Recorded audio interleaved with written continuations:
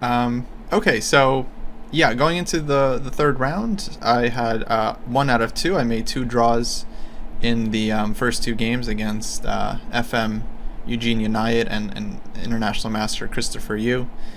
And in this game, I was playing against FIDE Master Alexander Kretchetov, who is he is the kind of like bottom seed in the tournament in terms of rating, but he's been much higher than 2177 FIDE in the past, and he's another player that I've played quite a bit in Southern California over the years. So my record against him, I think, is not that good. I believe I have 2 wins, but I also have a couple of losses as well.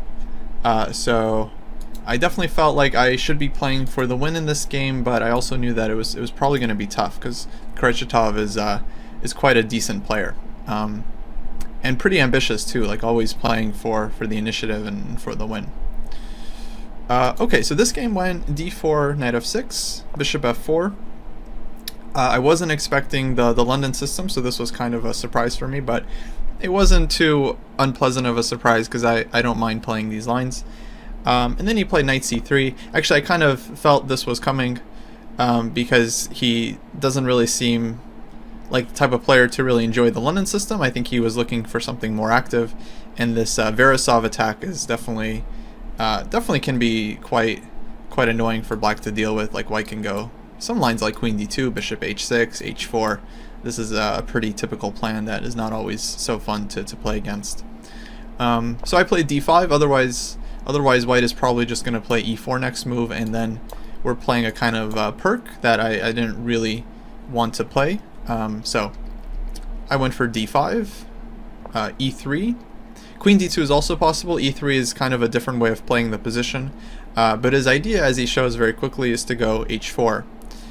And basically white wants to just push h5 very quickly and then just sacrifice the exchange. And it's actually supposed to be pretty dangerous for black. Like, I don't think castles h5, knight h5, rook takes GH. I don't think this is really a fun position to play for black. I think white just gets like a very easy initiative here. So I played with h5.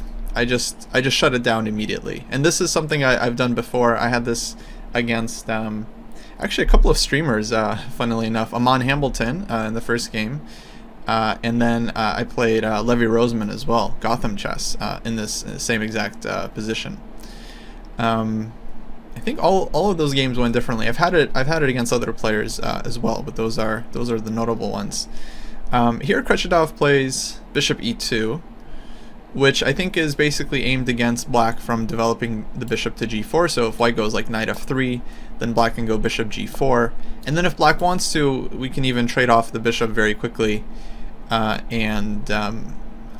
don't necessarily think it's that great for black, but it makes sense for white to avoid it just by starting with bishop e2. And then the point is, after castles, knight f3, if I go bishop g4 here, I'm pretty sure the idea would be to play knight to e5, and then not let me trade bishop for knight, but actually forcing a bishop for bishop trade. But white's idea here is usually to push g4 and open up the king side. And if white can get g4 in, like under good circumstances where it's not just like losing a pawn, and then white typically gets a pretty strong attack here. It can just start breaking through on the king side. Okay, question from Mornaki says, silly question, but how does blocking with a knight on h5 work instead of h5? I think knight h5 here, this would be a good move if white wasn't able to just retreat back to h2. Because this is usually a move connected with grabbing the bishop, and then if we're not able to take the bishop, then the knight can only stay here for so long. I mean, white is just going to play like bishop e2 and then g4, and we're just going to have to go back eventually. So without being able to trade for the bishop, it usually is kind of a loss of time. So castles, knight f3. Some players will play knight b5 here. I think this is what Amon chose against me, and this move kind of forces black to play knight to a6, which is not super great, but black is going to be able to push c6 pretty soon.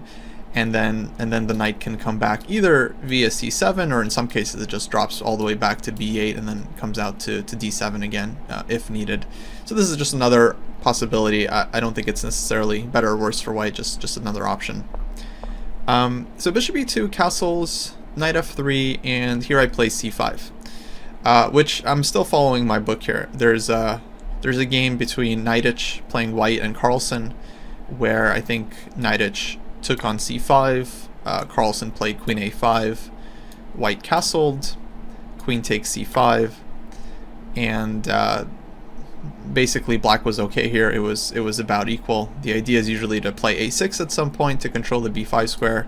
Knight can come out to c6, maybe rook comes to d8, and I kind of prefer black in this type of position because I honestly just don't really get what white is playing for, because black has 2 pawns in the center, strong bishop on g7.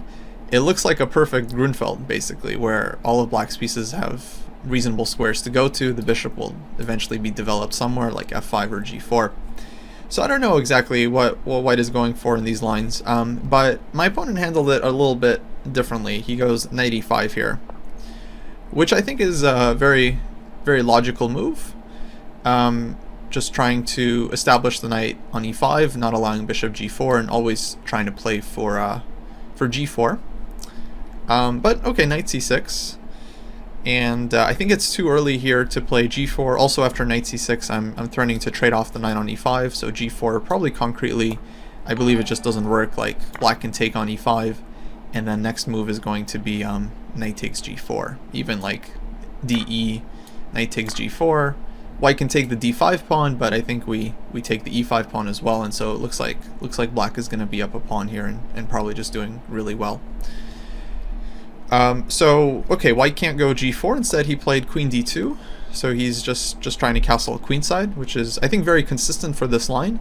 But to be honest, in my analysis of these positions, like, I was pretty sure this is not supposed to be good for white. Just playing for the direct kind of like queenside castles, f3, g4 type of thing. Hey, Flying Sheep. Nice to have you here. Yeah, there was a lot of abusive chat that we could have used a moderator for. But it's good that you're here now. Okay, so I decided to go with c takes d4, e takes d4, and bishop f5. To me, this just looks supernatural. I want to play knight e4 at some moment, and I think black just has a really solid position. White plays f3, which was definitely seemed like a logical move. Just controlling e4 and then also preparing g4 for the future.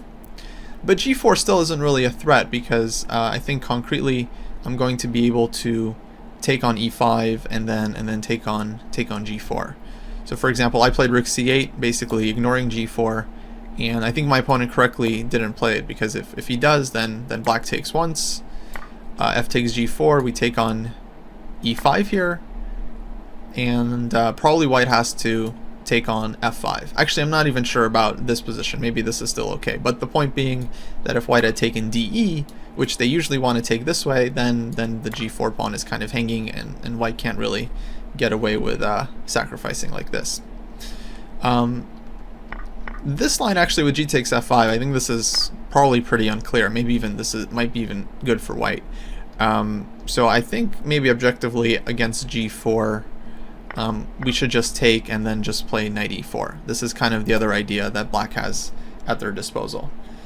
White kind of has to take. We take with the bishop and we get this important tempo, and then when the rook moves on g1, I mean, it looks kind of scary, but to be honest, I feel like white is just the one that's kind of underdeveloped here. And yeah, actually in the game I was trying to figure this out, but concretely it looks like I can take here and then even take the c2 pawn, and it just doesn't look like white really gets enough here. I was thinking of bishop e5, maybe we trade bishops, rook takes c2, I don't know, queen h6. This is around the time where, like, okay, I have queen a5 check, but at this point the line is just getting way too deep to keep calculating, because he hadn't even played g4 yet, so it was definitely too early to try to keep analyzing this one and figuring it out.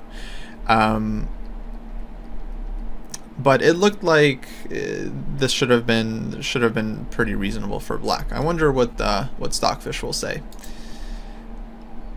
Hey Chesui, good to see you. Yeah, so I'm playing like a GM norm round robin. Basically, like the first 4 games were this last weekend. The next 5 games will be next weekend in Los Angeles.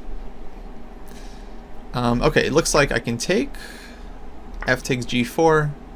And yeah, it seems like knight e4 is the way to go. So I feel like I evaluated this correctly. Like knight takes e5. Everything except g takes f5 is good for black, but this one looks pretty unclear, or white is at least okay here. But knight e4 is just a better choice. Takes, and yeah, it looks like black is just winning in this line. Okay, so going back. So my last move was rook to c8, and then white played a3 here, which was actually kind of surprising, because I mean I was thinking about playing knight b4 in some position just to be annoying, but I'm guessing my opponent didn't like that if he castles here, knight b4 comes, and the only way to defend the c2 pawn seems to be to put something on d3, which is kind of not it for white, not really what white wants. In fact, it looks really bad, because now I realize I even have rook takes c3, and then white is forced to play bc because queen takes c3 is going to allow knight takes a2. But bc is also just not going to be any kind of picnic for white. I think black is just going to take on a2 anyway and just get probably get some nasty attack there. So yeah, white has to go like knight d3 or something, and then either I go for this rook c3, knight takes a2, which may or may not be good, or I think even if black simply trades some pieces here, and we get this kind of position, to me this seems like a pretty reasonable pseudo-dragon type of position for black, just like doubling the rooks on the c file, taking on c3, maybe b5, b4 somewhere. It feels like white is really not fast enough with g4, because g4 doesn't even come with a threat. G takes h5, knight takes h5, black is still very, very solid here. So like without the light square bishops, kind of feels like this is a better position for black. So a3, that kind of explains the move a3, because you know he just didn't want to face this knight b4. And here I spent a little bit of time. I ended up going with queen b6 because to me it just looked like this is where the queen should go, like double attack against d4 and b2. I'm kind of forcing him to castle queenside and finally commit his king.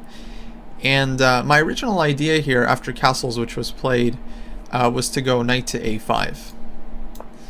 With a couple of ideas. Number one, I have like phantom threats of knight b3 check, which looks very scary, and in fact it kind of prevents white from being able to move this knight. So any kind of knight a4, knight b5, basically anything, this is going to be met with knight b3 winning the game.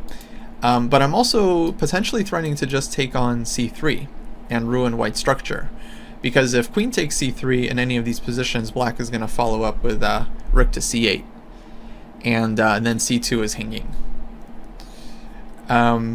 So this was kind of my first intention, and I'm really kicking myself now for not not playing it, because the reason I didn't like it was basically of the move queen to e3.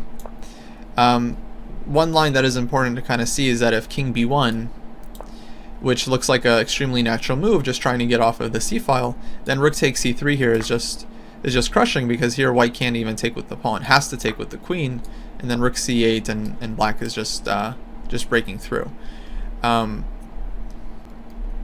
So I was expecting queen e3 here, thinking that, well, now if I play rook takes c3, b takes c3, I wasn't exactly sure how much compensation black is getting here. Actually, maybe this is a good time for you guys in the chat to get involved. What do you think is the engine evaluation of this position, if you have to take a second here and guess? Well, I'll try not to give you guys any hints. I have some idea, although I don't know exactly what Lichess will say, but I checked it on my desktop. Alright, Wernacki says -1. Pawnspew says 0.00. Classic evaluation. Taco Tomato says -1.3. So either it's dead equal, or it's -1. Tipsy Ton likes +1. Or I should say Tipsy Ton likes white, so +1. Sarob says +0.5. Oh, looks like someone followed just so they could include their their guess. Richesmo, welcome. Okay, Bazoo says not equal. Flying Sheep says +0.9 for white. Okay, I'll just give you guys a little bit more time to throw in any last guesses, but then I'm just gonna turn the button on and we'll see. Because during the game, to be honest, I kind of chickened out here, because at first glance I just thought like, oh, it must be crushing for black. I mean, I actually don't even think about it in computer evaluation during the game so much. I just think like, okay, either black has good play here or we don't, and then we're gonna be worse down the exchange. But my first instinct was just kind of this like superficial, you know, white's pawns look super weak, a3 is weak, c3 is weak, c2 is weak, I have rook c8 coming, the knight maybe wants to get to c4 one day. I think superficially it looks really, really pleasant for black. It's just kind of this classic Sicilian rook takes c3 sacrifice. But as I was kind of analyzing the position, you know, from here, deciding whether I wanted to really commit to this with knight a5, because what I realized is if I play knight a5, queen e3, if I don't take on c3, I didn't really see the other way I could continue here, because I don't really want to play knight c4 and let's say allow this structure with I think bishop takes c4, dc, because then the c file is blocked, my rook is blocked, and I don't think black has a whole lot of anything here. I think white is kind of just in control. I don't know, I could be wrong about this position. Maybe black is still better. But suddenly I don't know, suddenly I felt like, okay, if black just goes like rook c8 here, I didn't exactly see what the follow-up would be, and I was already thinking, okay, maybe white plays like king d2 and rook to b1 and just kind of takes over, and I don't have this e4 square, and this was really driving me crazy that I can't play I can't put the knight on e4. So eventually I decided against this. Then the engine told me that after rook c8, if king d2, actually I just have an immediate win here, I think, with queen b2. This is just game over, because c2 is hanging and rook c1 is not possible because of knight b3 check. And what's interesting is like this is the exact moment where I stopped calculating concretely and I just started evaluating intuitively, and I think this is probably why I went wrong, because I was just thinking like, okay, conceptually king d2 rook b1, it looks nice for white because he just kind of takes over the b file. But if I was thinking about it concretely, like move by move, then if I'm calculating, I can see, okay, rook c8, king d2, do I have a move there? The only move we can really consider is like queen b2 once we actually start thinking about that position. And if I had seen this queen b2 idea, then I think I would have gone for this, because I would have seen that, okay, the king doesn't get out to d2, queen b2 is way too strong, and I can just go for it. Okay, so let's see what the engine actually says.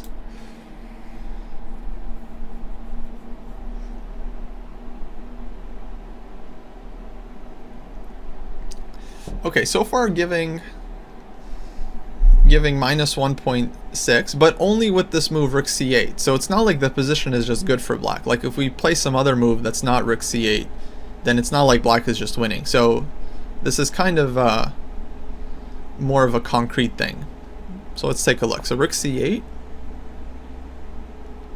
and this is probably a better position to evaluate, because once black finds this move, then it seems like the advantage is pretty clear. Okay, so about -1.3, 1.5. Who was the closest? Yeah, Taco Tomato said -1.3. I think we gotta give it to them. Wernacki -1, also pretty close. So yeah, I kind of misevaluated this position. In fact, it turns out even if I don't have this like queen b2 concrete stuff, let's say white makes a move like rook to g1, then this knight c4 idea seems to be really, really strong. So take take. And I guess the idea is that we're playing knight d5 next move. Oh, and then queen a5. Okay, so then this is becoming a problem for white. Like c3 is hanging, a3 is hanging. If the king has to go to b2, I feel like it's not going to last very long.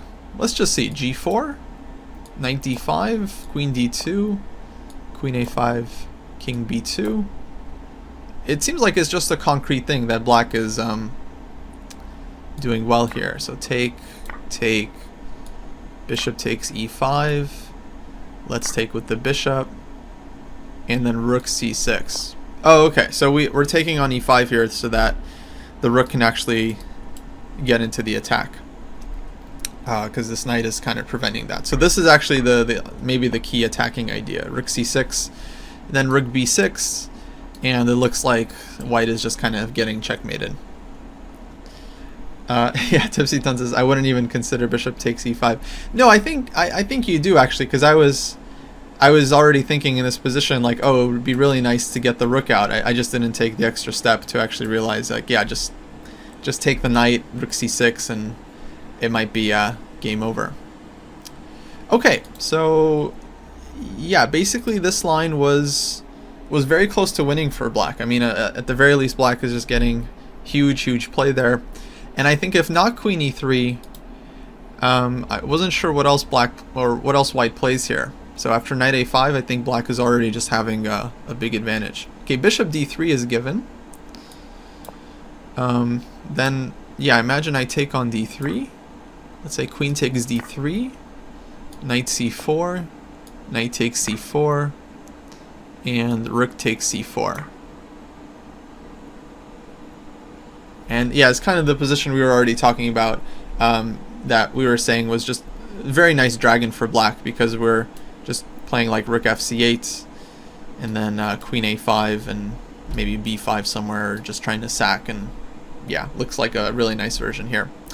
Yeah, this analysis will definitely be going up on YouTube, so I feel like it makes sense to kind of stream it first. Then if people have questions like during the game, they can ask them, and then the analysis goes on YouTube as well, so people can watch at their own convenience. Okay, so yeah, long story short, I ended up playing queen a5 here, much to my chagrin, because I basically just didn't really... I just kind of lost faith in the knight a5 rook takes c3 sacrifice. I really wish I didn't, but that's kind of what happened. And instead, I didn't see how else to continue my attack, because well, I need to get something going. And so the plan with queen a5 was to go b5 and b4. Okay, so white goes king b1. Definitely a good move, because now he's not only getting off the c file, but also he's setting up for tactics against my queen, like knight takes d5, knight e4 type stuff. So for instance, like if I go b5, then already I think white can take on c6, rook takes c6, knight takes d5, and I think this wasn't working out for black, because the queen is hanging. If queen takes d2, then white first grabs this pawn with check, and then goes rook takes d2, and I think white has grabbed 2 pawns, and yeah, it looks like everything is hanging. And if we take on c2 with check, we don't really have time to take anything else, because the queen on a5 is still hanging. So like I think queen takes d2, knight takes e7, and then rook takes d2, and I wasn't sure, but yeah, it looked like this position was just not working for black, and I'm just down a pawn. Hey, alright, a flying sheep, we'll see you soon. Go let us know what's going on in Lawrence's stream. I'm actually curious. What is he up to? So yeah, b5 seemed like concretely it wasn't working, so I decided to go rook fd8, just to defend the pawn. And now he just goes rook hg1, so just preparing g4. And I kind of just realized too late here that I think, well, basically black is not in time anymore to get counterplay. Now white is just pushing g4. and is getting really huge attacking chances. Now especially I don't even have this idea to put a piece on e4. Like if g4 takes, if I put anything on e4, bishop e4 or knight e4, then white can take and then open up this potential discovered attack on the queen. So yeah, tactically things are looking kind of suspicious here for black. So I didn't really know what to do. I mean, I was already considering to take here. And then if d takes e5, d4, I think this would be excellent for black, because here I'm just opening up the position in the center and getting closer to white's king, and then my two bishops are just going to be super strong. But the problem was, of course, just bishop takes e5, just keeping control over this diagonal, and then preparing to play g4 next move. And yeah, I just didn't see how black does anything here, because I can't really move my knight. I can sack on c3, but now white just happily takes with the queen because I don't have time for rook c8. And okay, this kind of endgame, there's not really much compensation here. I think black's pieces simply aren't active enough. I think it's just a clean exchange for white. So yeah, it was already a tough spot. I was running already like low on time. This is move 15, so this was already a bad sign that I'm down to like, I think under 30 minutes here, maybe even around 20 minutes. My opponent didn't have that much more than me, but I think he had a little bit more, maybe like 45 minutes or so. So b5, and actually it was an interesting moment here. It seemed like he reached to grab this pawn with knight takes b5, and he was looking at the board, I think, very skeptically, like he didn't understand why he can't just take the pawn. I mean, it does look like the pawn is hanging, and black doesn't have like rook b8, for example, because the knight on c6. But I do have a nice trick with bishop takes c2 check. So I think he maybe noticed this one too late, or maybe didn't quite realize that this was the point. Now whatever piece white takes back with, black is just going to take on e5 with a discovered attack, and I think it looks just really nice for black, with the knight coming to c4 next move, and then white's king is super open, and yeah, it looks like super dangerous for white. But then he kind of like he reached for the pawn, and then he just kind of hesitated at the last second and changed his mind. And yeah, that was unfortunate, because I think that would have been a game-winning blunder for me. And yeah, then he eventually just decides to play g4. So yeah, I'm not sure if he noticed bishop takes c2 at the last moment or not, or if he was you know, just kind of rejected the move out of principle, because when you're playing for the attack with opposite sides castling, you're typically not supposed to play on the queen side here with white. Even if you grab a pawn, it usually means usually means that your opponent is going to be able to get a lot of counterplay in the open lines. So yeah, he might have just rejected the move based on just kind of general considerations that, okay, he should just be playing for the initiative, and g4 is definitely a very good move, so there's really no reason not to play this one, even if he thinks both moves are good. Triumphant asks, he was looking at the board skeptically, so you watch for your opponent's facial expressions to get information. Yeah, absolutely. In fact, I think I said something about this on Twitter, because someone was asking me, or someone asked the question, you know, is online chess not real chess, or what's the difference between online chess and so-called real chess, like over the board chess?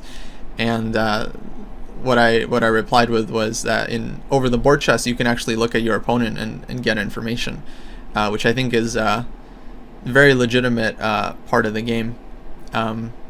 Not just in chess, obviously, you know, it's like much bigger in like poker, for example, but I think in chess it's extremely useful as well, because your opponent, I mean, you know, they're humans, and they will give away information. So usually someone is looking either confident about their position, they like what's going on, or not confident about the position, they don't like what's happening, and that's always useful to know. But yeah, but at the same time, you don't really want to give away too much. So what I try to do is I try to just like stare at the board as much as possible, not to because I think when you make eye contact with someone, this is when you might give something away, whether you feel strong or not. But I try to just look at the board, and especially if I can feel my opponent's glare, which sometimes you feel them staring at you, I'll just start just looking at nonsense. I'll just like choose a square and just look at f7, for example, for no reason. Then I'll switch to like c7 just to confuse them, because I think it's like it's a little bit cheap to like look at your opponent's eyes to try to figure out like where they're calculating, like what moves they're looking at. I feel like that's not really what the point is, but yeah, when I feel someone is doing that, I'll just start just throwing out red herrings. So yeah, do you try to mislead your opponent with your expressions? Sometimes. I mean, this really plays a role in the opening, when you're playing an opening and you have prep in the position. Then you don't always want to give away that you're still in your preparation. So for instance, if you prepared a line and it's dangerous for your opponent, and there's a lot of, let's say, there's a lot of ways your opponent can go wrong, sometimes it's better to feign as if you're not really prepared, because if your opponent feels like you have good preparation, then they're going to be very, very careful, and they're going to try to avoid blundering, and they're just going to really try to be concrete and make sure they're finding the best move. Whereas if you're kind of playing it more casually and they don't realize they've walked into something, then they're more likely to kind of take a more casual approach and just play kind of like the natural, most obvious moves that in some cases might just be blunders. So it can be very useful to kind of hide the fact that you know the line from your opponent. On the other hand, if you don't know what's going on, then sometimes it can be worth bluffing. And this happens even at the top level, where you basically you play a move quickly as if you're in your preparation, even though you're not. And the idea is just to scare your opponent and to put a lot of psychological pressure on them, which I think does count for something, because it's very uncomfortable to play a position when you think your opponent has analyzed it with Stockfish and you haven't, and you know which moves look good and which moves don't look good, but you don't really know whether they're all working concretely or not. So it can be very, very difficult to handle that. Okay, so yeah, after g4, actually, it turns out that the position is just kind of it's kind of bad for black. Like, white is just breaking through. So I took on g4, fg, and now if I play like bishop e4, for example, I think this is just immediately bad because of knight takes c6, rook takes c6, knight takes e4, and then my queen is hanging, and if I take on d2, the knight is just going to take back, or it takes on f6 with check. And if I go knight e4, I think the reason this wasn't working, because here knight takes c6 is no longer a move. I have knight takes d2 with check. But I think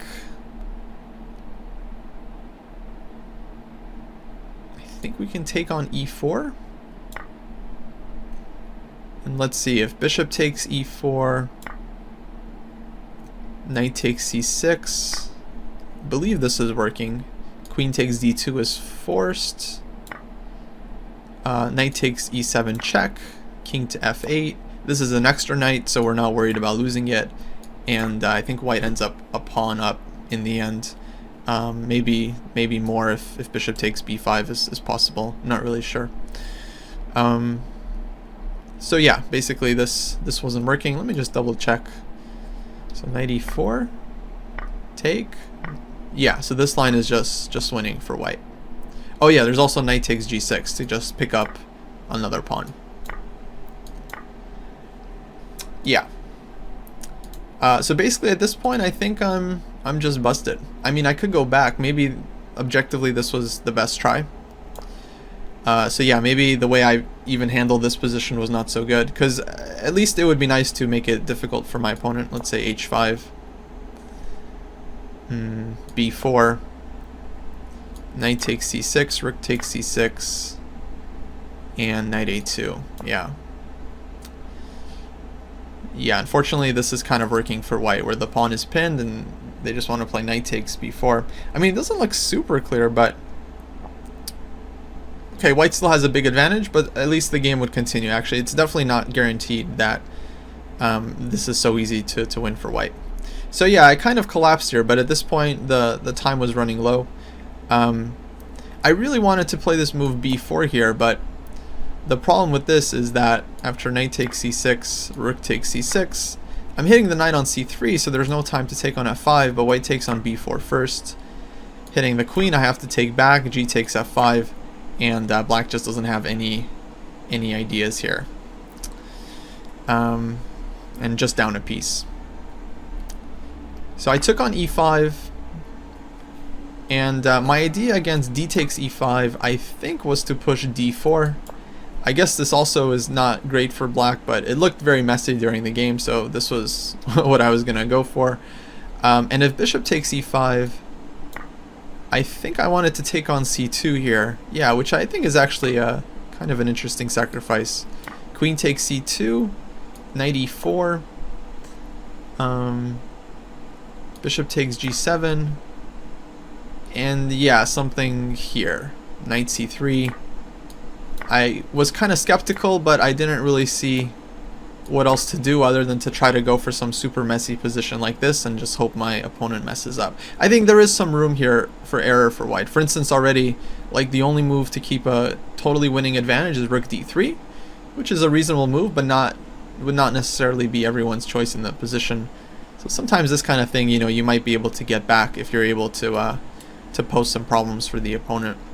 So I was kind of hoping for that, but after knight takes e5, he just goes g takes f5, which is a much better choice, because now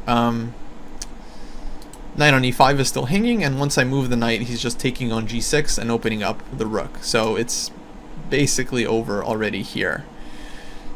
I tried knight c4, and I mean, I didn't see what else to do. Bishop takes c4, rook takes c4, f takes g6, and yeah, now I'm just kind of lost. I mean, it's like that type of dragon position that we were looking at, except it's like the only thing I got is a rook on c4, rook on d8, and I need like rook dc8, but compared to the positions earlier, it's like white was able to play f3, g4, take stuff, take on g6, so it's like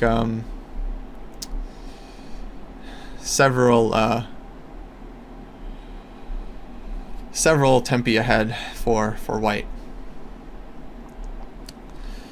Okay, well, I tried b4 because, you know, what else are you gonna do? You gotta try something. He played knight a2. I think it's a good move, just like freezing the attack, and now I can't really do anything.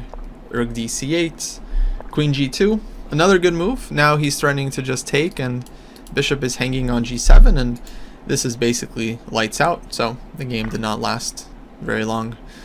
I took on c2, takes on f7, king takes, queen g7, king e8, knight takes b4. And yeah, here I resigned because I'm down a piece. I don't have any ideas with rook takes b2 or anything like that. I was looking like, is there any way white can blunder anything at all in this position? And I couldn't really find it, so I decided not to waste any more time and just call it.